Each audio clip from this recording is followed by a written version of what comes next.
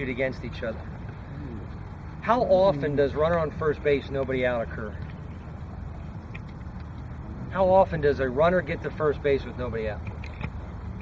Often, right? I mean, other than nobody on, it's the most often occurring play. Runner on first base, nobody out.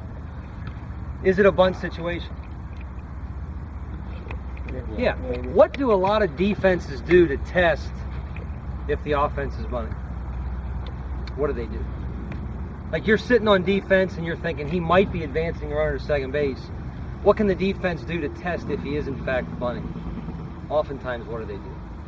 They throw to first base. Pitcher comes set, they throw to first base. What are they looking for? They're looking at the batter's hands. Batter's in the box, they throw to first base, they're looking for the batter to do that.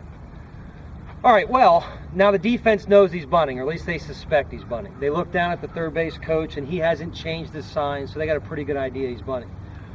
All right, so how do we defend a runner on first base sacrifice bunt? The first thing you have to know is, where is the offense trying to bunt the ball? Do you know where the offense should bunt the ball, trying to advance a runner to second base? First base. First base. Come on over here. Come on over here. That's how we do it.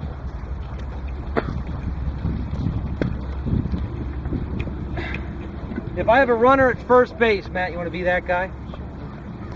If I have a runner at first base and nobody out, this is a classic bunt situation. The reason you want to bunt the ball at the first baseman is, what are the first baseman's responsibilities, first baseman?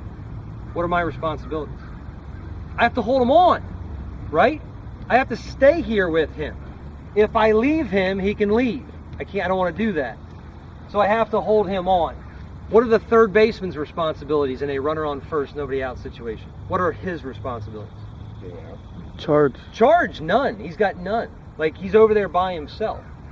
So that's why the offense wants to make this guy field the ball. The third baseman, whenever he'd like, now there's timing issues at play. He can't leave too early or the guy will swing and drive it right down his throat. But for the most part, he can leave before this guy can leave. All right, so what we're going to do is we're going to try and defend it, real plain and simple. Here's how we defend it. For right now, this is a passive bunt defense. We're not being very aggressive at all. We're just going to try and get an out at first base and let him have second base. First baseman holds him on. He comes off the bag. If he has to leave, he has to leave. In other words, if the ball's bunted very hard at him, he has to go and he has to field the ball. If he leaves, who covers first base?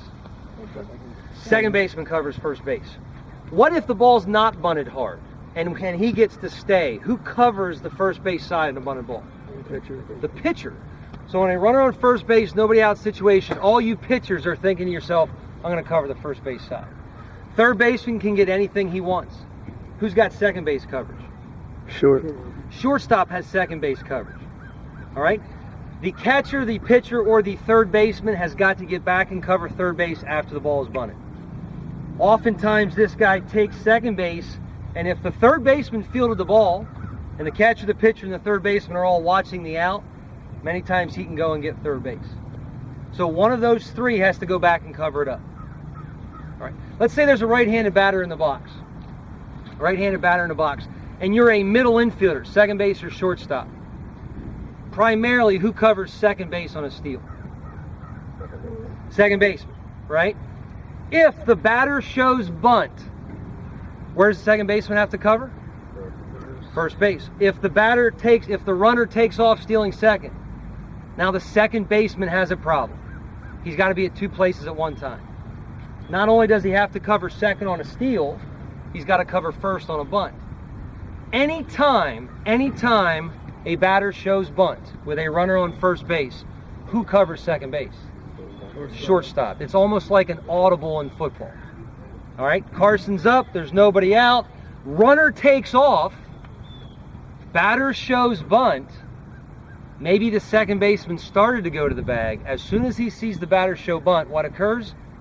He's got to stop covering second base. The shortstop now has coverage because he might have to come back to first base. Does all that make sense?